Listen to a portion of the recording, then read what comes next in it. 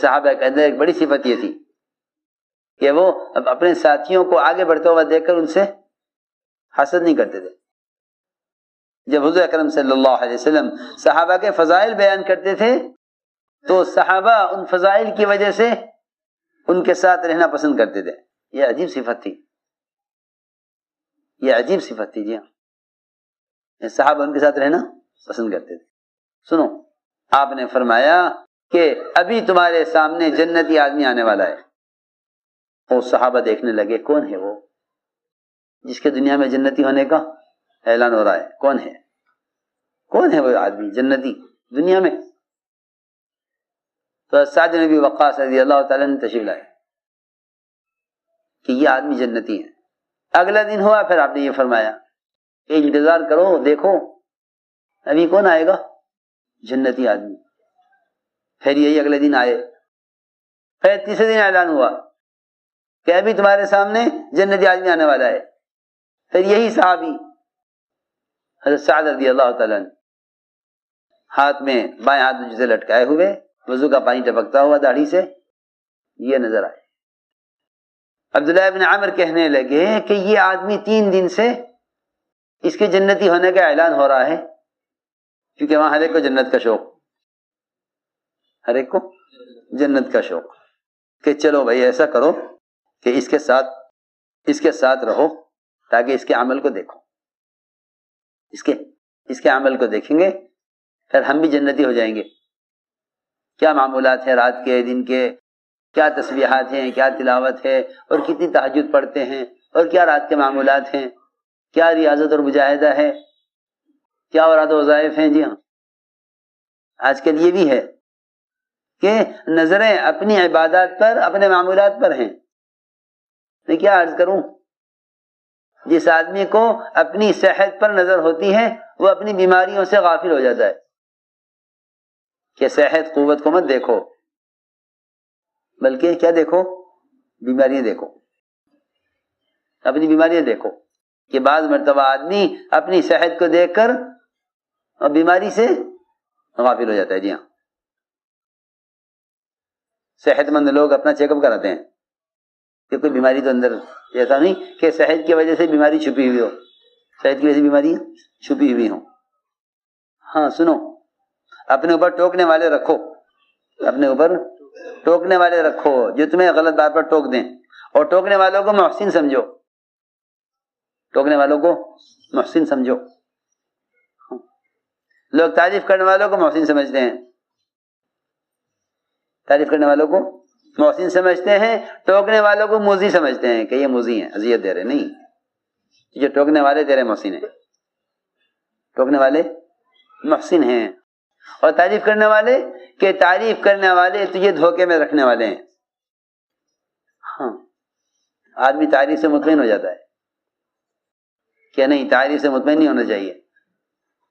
سنو کہ اپنے پر ٹوکنے والے رکھو۔ تو میں عرض کر رہا تھا کہ بعض مرتبہ آدمی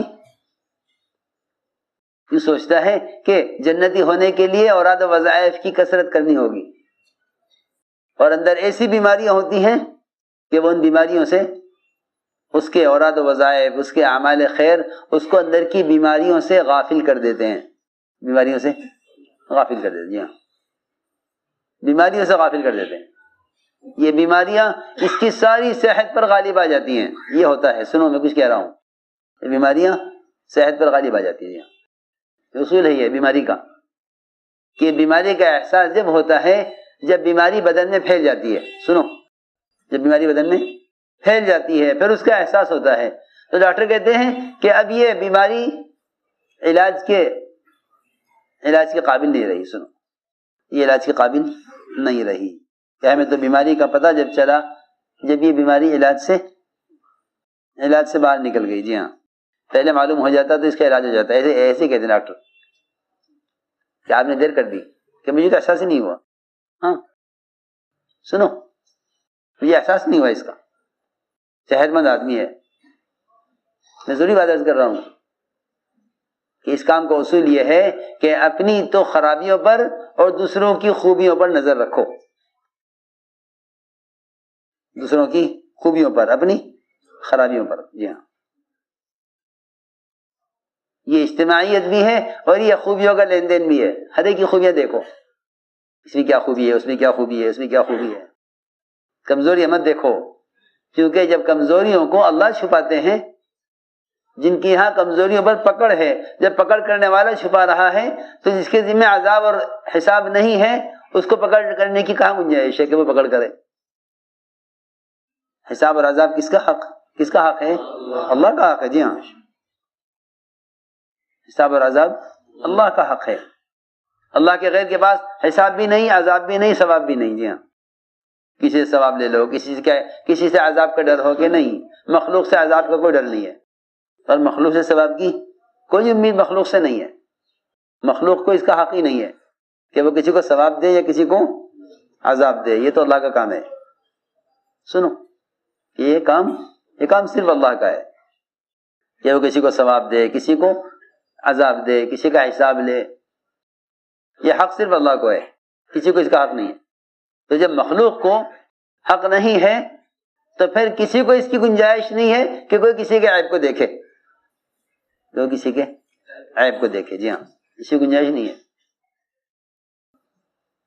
تو یہ بھی سنا عبداللہ ابن عامر نے کہ یہ آدمی جنتی ہے, تو ان کے پاس گئے, ان سے کہا کہ میں 3 دن آپ کے ساتھ آپ کے گھر میں قیام کرنا چاہتا ہوں, اور کچھ نہیں کہا. 3 دن ساتھ رہنا چاہتا ہوں, یہاں رہو, ہمارے ساتھ رہو. اور فرماتے ہیں کہ میں 3 دن رہا ان کے ساتھ, ساری رات میں جا کر دیکھتا تھا کہ یہ رات کو کیا کرتے ہیں, تہجد میں کیا کیفیت ہوتی ہے, کیا دعائیں ہیں, کیا اوراد و وظائف ہیں جنتی ہونے کے لیے. اور فرماتے ہیں کہ میں ان کو دیکھتا تھا کہ حضرت سعد رات کو سوتے تھے, عشاء کی نماز پڑھ کر اور فجر کی نماز کے لیے اٹھتے تھے. پوری رات میں نے کوئی عبادت کرتے ہوئے نہیں دیکھا. عشاء کے بعد سو گئے اور فجر کی نماز کے لیے اٹھ گئے. اور دن بھر میں ان کے ساتھ رہا, گھر میں, بازار میں, باہر, اندر. دیکھو تو صحیح کیا ہے کہ دن بھر میں ساتھ رہتا تھا تو میں نے ان کی زبان سے کسی کی برائی نہیں سنی, اور رات بھر ان کو میں نے دیکھا کہ یہ رات کو تہجد کیسی پڑھتے ہیں, تو کچھ نہیں, کوئی معمول نہیں رات کو جاگنے کا. سنو, یعنی کہ 3 راتیں گزر گئیں, میں نے ان کو کوئی عمل کرتے ہوئے نہیں دیکھا. تو میں نے اپنے جی میں کہا کرتے کراتے تو کچھ ہے نہیں, اور جنتی آدمی بنے ہوئے ہیں. جی ہاں, کرتے کراتے کچھ نہیں ہے, اور اعلان کیا ہو رہا ہے, جنتی. سنو, کہ میں ان کو ان کے عمل کو حقیر سمجھ کے چل دیا وہاں سے, چھوڑو کچھ نہیں ہے. تو انہوں نے مجھے بلایا اور بلا کر یہ کہا کہ میرا معمول تو وہی ہے جو آپ نے دیکھا ہے, میرا معمول تو وہی ہے جو آپ نے دیکھا ہے.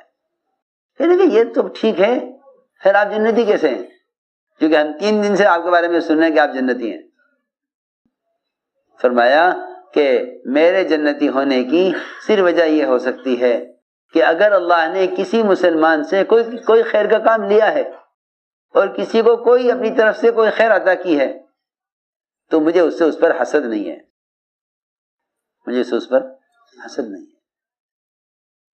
کہا کہ بس تمہارے اندر یہ صفت رکھی ہے کہ اسی کے لیے, اسی وجہ سے تم جنتی ہو, اور ہمارے اندر اس کی طاقت نہیں ہے, ہمارے اندر اس کی طاقت نہیں. یہ فرمایا حضرت عبداللہ ابن عمر نے کہ بس یہی وہ صفت ہے جس نے تمہیں جنتی بنایا ہے. اس لیے میں نے عرض کیا کہ صحابہ کے اندر ایک بڑی صفت یہ تھی کہ وہ اپنے ساتھیوں کو آگے بڑھتے ہوا دیکھ کر ان سے حسد نہیں کرتے تھے. صحابہ کے اندر ایک بڑی صفت یہ تھی کہ وہ اپنے ساتھیوں کو آگے بڑھتے ہوا دیکھ کر ان سے حسد نہیں کرتے تھے.